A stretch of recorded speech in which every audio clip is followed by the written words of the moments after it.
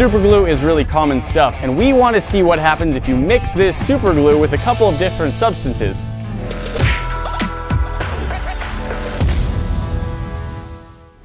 Here's the basic idea. We'll try mixing some superglue with some baking soda. We'll try mixing some superglue with the water, and then we'll try mixing it with the water and baking soda combined.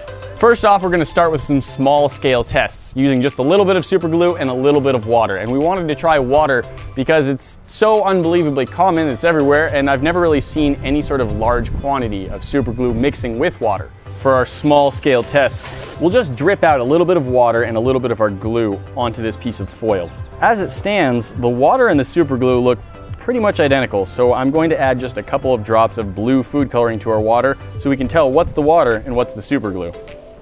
Oh.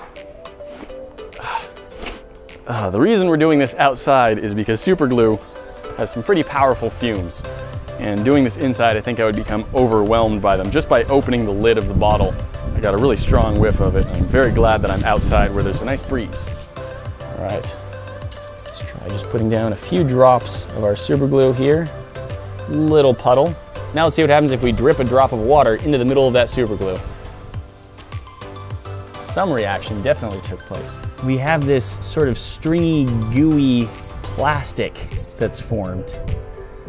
It's glued itself quite well to the foil below it. Let's just add more water just over that whole spill of superglue. To me, it looks like wherever the water and the superglue actually come in contact, they cure in a thin sheet. But of course, as soon as there's a thin sheet of cured superglue, it can't touch any more of the water. It kind of makes a bag or a balloon around it. Now we've seen what happens if we drip water into superglue. Let's see what happens if we drip superglue into water. There's our little puddle of water that has some food coloring in it. See what happens if we add a drip of superglue. Interesting, it kind of like looks like it's splashed outwards, but then there's like a center drop in the middle. With our little bamboo skewer here, I can lift up underneath that very thin sheet. You can see that it's cured. A sort of string where the glue that's still in the water keeps reacting with the water. This is actually fairly similar to how nylon is made. Oh, hey, it's made of superglue, so it sticks to things, like my gloves. Okay, same as before, we did small test. Let's try a little bit more. Just cover that whole area of water in superglue at once.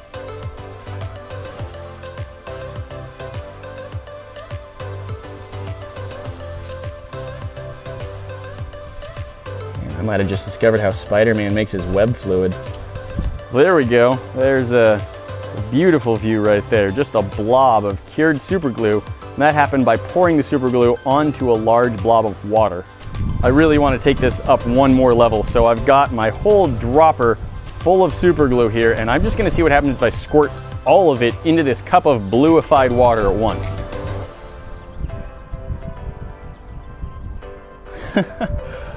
We've got something crazy going on at the bottom of this cup.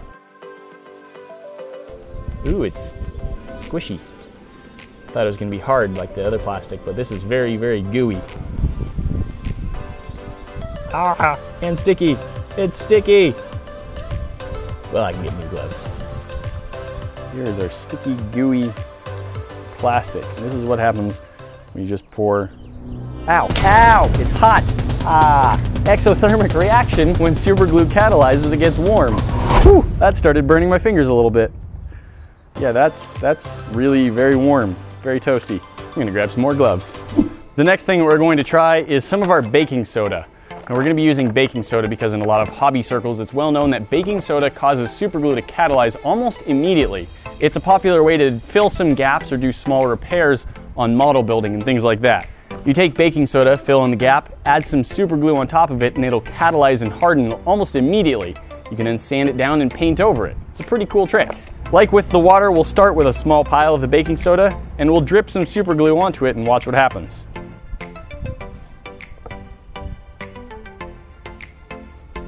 That is solid, that is solid, that is solid. Let's see how quickly it turns solid. I'm gonna poke it right after it drips down on. Already solid. not even sticky anymore.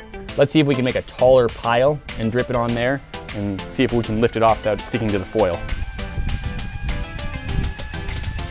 There's our super glue down onto the baking soda, cured immediately. And now we can just lift it right off. We just have this little piece of hardened plastic-like substance. I know I don't have very good leverage on it, but it's really durable too. There we go, finally got it to snap. Sort of a translucent colored plastic. We're bringing the scale up a little bit. I have a slightly larger pile of baking soda, and this time I'm just gonna squirt all this dripper of super glue right down into it. Here goes. Ooh, and there's fumes coming off of it. Remember how I said it's an exothermic reaction? That means it's getting hot. And there was enough of it that it made it all the way down through the baking soda pile, and that is fused onto the foil. Well, we did the super glue into baking soda. Same as the water, let's try reversing it. Let's have a little puddle of the super glue and drop some baking soda down into it and watch what happens. Everywhere that had both baking soda and super glue has hardened into plastic. And it does not want to peel off the foil this time. That is pretty good and glued on there. It starts tearing as soon as I try. Our super glue combined with water cures pretty quickly. Our super glue combined with baking soda cures almost instantly. I feel like I really need to see what happens if I combine baking soda in the water and then add the super glue. Will the dissolved baking soda make it react even faster? Will it make it slower? Will it put off a lot of heat? We saw some good exothermic reactions. Will that keep happening even if it's in the water? Let's find out. Once again, I am going to add just a little bit of blue, so I think that will make it easier to see what goes on. All right, let's start with one drip of super glue into our heavily saturated baking soda water. Ooh, that cured quick and then like crystallized afterward. Kind of look like a little jellyfish. Ooh, a bigger jellyfish. Ooh, wow. And I started putting off smoke or fumes or something without a whole lot going on. This isn't as blue as when we mixed it with just the water, so something about the baking soda is making it so it doesn't mix as much.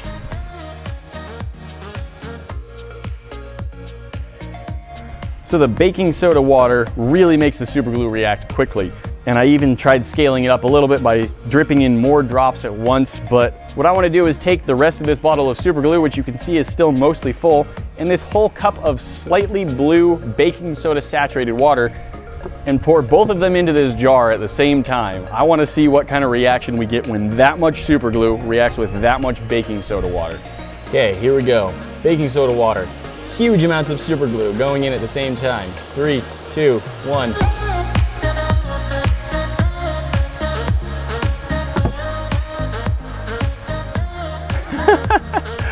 Oh, I don't know what we just made there. Jar's a little bit warm, nothing crazy. Well, getting hotter. The top of it's quite hot actually. The bottom, less down here, more up here. Well, there we go. That's about 6 ounces of super glue and probably 10 ounces of water. And that was crazy. It looks like I took several plastic bags and shoved them down into a jar full of water. I am kind of curious about the inside of this, so I think I want to try breaking the jar open and seeing if I can get any of that plastic out. It might just be glued to the walls.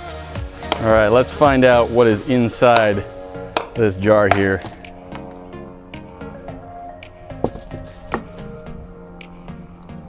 So that's water, not sticky.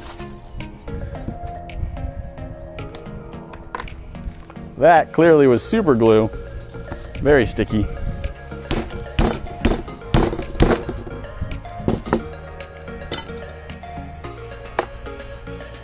Here's our blob of super glue, baking soda, and water. This stuff has kind of an interesting texture. It's not too heavy, and parts of it are quite soft and squishy. I can just drive my fingers right into them. It's like it's sheets of compressed plastic, which I guess is just how it cast. It's not actually compressed, it just started this way.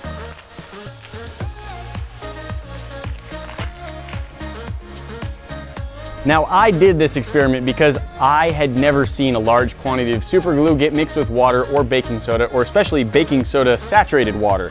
So this is really just a discovery. I wanted to know what's gonna happen.